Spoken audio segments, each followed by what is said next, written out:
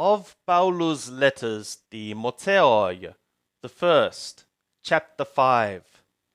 Thou shouldst scold not an older, but exhort him as a father, the younger men as brothers, the older women as mothers, the younger as sisters, in all purity. Honor widows that are widows indeed.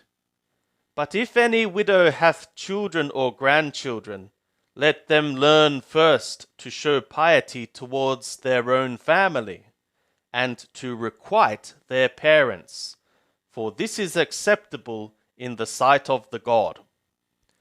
Now she that is a widow indeed, and desolate, hath her hope set on God, and continueth in supplications and prayers night and day.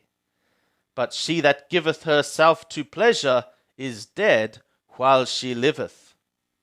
These things also be thou commanding, that they may be without reproach.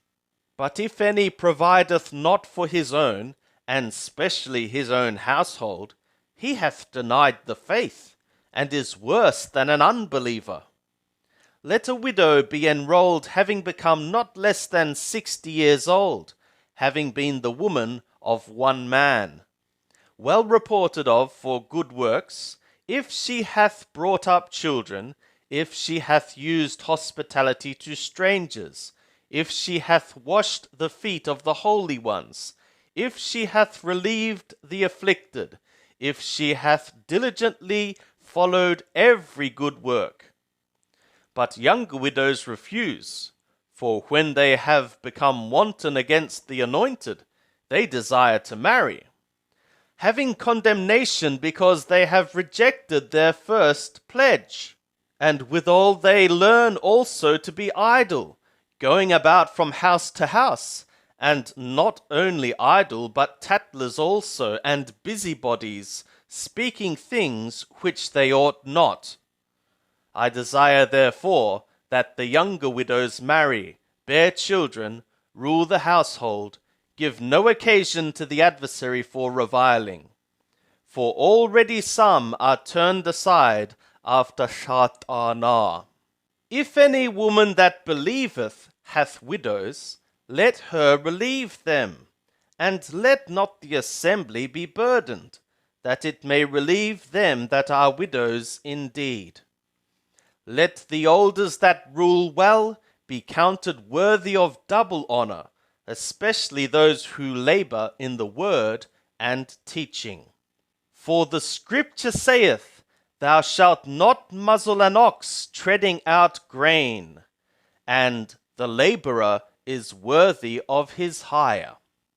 Against an older be thou not receiving an accusation, except at the mouth of 2 or 3 witnesses. Them that sin reprove in the sight of all, that the rest also may be in fear.